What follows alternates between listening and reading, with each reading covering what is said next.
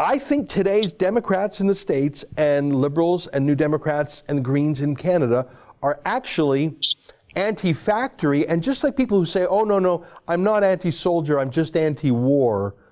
Well, after a while you say, no, you're anti-war. And you can say I'm anti-factory, but pro-worker. Yeah, no, it doesn't work that way. If you're against the factory, you're against the guy who feeds his family from the factory.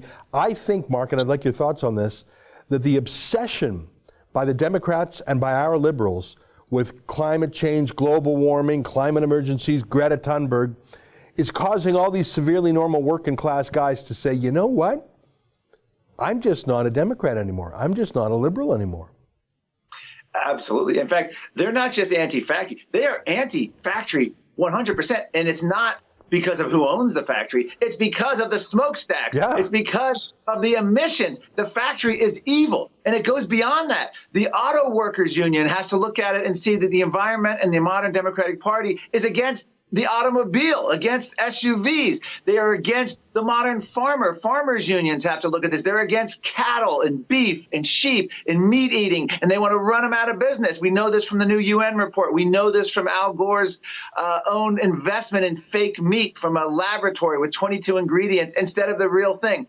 So what happened, and this predates Trump, it actually really began in earnest under President Obama, and more specifically, Obama's second term, with all his executive orders and with his opposition to the Canadian oil sands. What happened was the Laborers International Union, led by Terry O'Sullivan, had twice endorsed President Obama for president. They had had enough. They came out and said that President Obama was pandering to the environmentalists, that they were seeking jobs, that he was giving into extreme environmental agenda. I mean, they went all out, started attacking President Obama.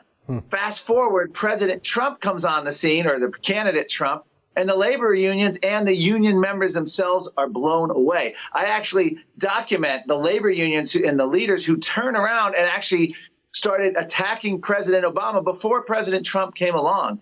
And so this is what's happened. It's not who owns industry. It's the fact that modern industry is allowed. And voters in the blue collar states, labor rank and file, rightly recognize that the modern Democratic Party is against industrial civilization with their policies. I mean, not so much someone like Joe Biden, who's trying to skirt this, or even a Nancy Pelosi at the moment, but against the Elizabeth Warren, the Beto O'Rourke's, and the other Democrats who, especially someone like Warren or even Kamala Harris or Bernie Sanders.